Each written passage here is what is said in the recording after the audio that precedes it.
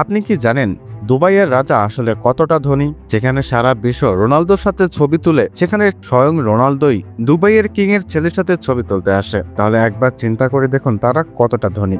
বর্তমান দুবাইয়ের যে শাসক অর্থাৎ শেখ মোহাম্মদ বিন রাশিদ আল মাকতুম শুধুমাত্র একজন শাসক নন, তিনি বিশ্বের অন্যতম ধনী ব্যক্তি। তার সম্পদের পরিমাণ আনুমানিক $1 ট্রিলিয়ন বেশি, কিংবা তার বেশিও হতে পারে। তবে তার প্রকৃত সম্পদের পরিমাণ আরও বেশি বলে ধারণা করা হয়, কারণ তিনি সংযুক্ত আরব আমিরাতের প্রধানমন্ত্রী, উপরাষ্ট্রপতি এবং দুবাইয়ের শাসক হওয়ার পাশাপাশি বিভিন্ন ব্যবসায়িক প্রতিষ্ঠানের মালিক।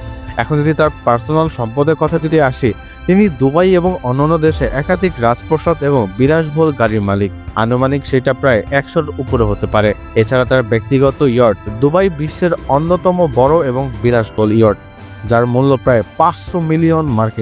তার সংগ্রহশালায় রয়েছে রোলস রয়েস, বেন্টলি, বুগাটি সহ বিশ্বের অন্যতম বিলাসবহুল গাড়ি, যেগুলো ম্যাক্সিমামই স্বর্ণ দিয়ে খচিত। এছাড়া তার ব্যক্তিগত বোয়িং 747 এবং অন্যান্য বিশেষায়িত বিমানও রয়েছে তার। তিনি ঘোড়াদৌড়ে বিশাল অনুরাগী এবং তার মালিকানাধীন গফলিন স্টেবল বিশ্ববিখ্যাত, যেখানে মূল্যবান ঘোড়া প্রতিপালন করা হয়। কেবল একজন সফল ব্যবসায়ী ও শাসক নন, তিনি মানব সেবামূলক কার্যক্রমের সম্পৃক্ত। তিনি মোহাম্মদ বিন রাশিদ আল মাকতুম ফাউন্ডেশন প্রতিষ্ঠা করেছেন, যা শিক্ষা, স্বাস্থ্যসেবা এবং দরিদ্র বিমোচনে কাজ করে।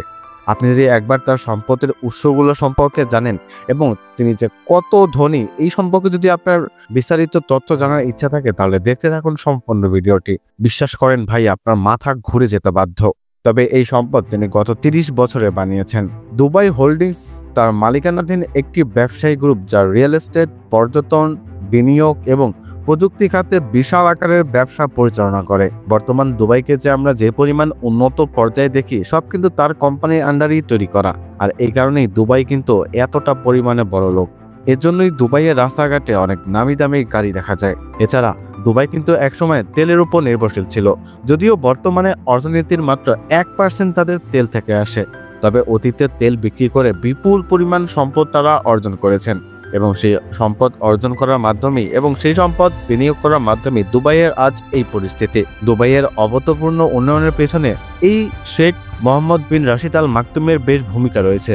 তিনি বুর্জ খলিফা, দুবাই মল, পাম আইল্যান্ডস, দুবাই মারিনা সহ বহু বিশাল বিশাল প্রকল্পের পরিকল্পনাকারী এবং বিনিয়োগকারী। দুবাইতে বিলাসবহুল হোটেল, শপিং মল এবং রিসোর্টগুলো বেশিরভাগ তার সম্পদ আরও বৃদ্ধি করেছে। দুবাইকে পর্যটকদের জন্য একটি স্বপ্নের শহর বানানোর পেছনে তার গুরুত্বপূর্ণ ভূমিকা রয়েছে। তিনি বিশ্বের অন্যতম ব্যস্ত বিমানবন্দর দুবাই ইন্টারন্যাশনাল এয়ারপোর্ট এবং বিশ্ববিখ্যাত এমিরেটস এয়ারলাইন্স প্রতিষ্ঠা করেছেন, যা দুবাইয়ের অর্থনীতিকে আরও ব্যাপকভাবে সমৃদ্ধশালী করেছে। শেখ মোহাম্মদ বিন রাশিদ আল মাকতুম বিশ্বের বিভিন্ন দেশে বিনিয়োগ করেছেন। দুবাইকে একটি গ্লোবাল ফিনান্সিয়াল সেন্টার হিসেবে গড়ে তোলার মাধ্যমে তিনি বিভিন্ন আন্তর্জাতিক কোম্পানিকে দুবাইতে বিনিয়োগে আকৃষ্ট করেছেন।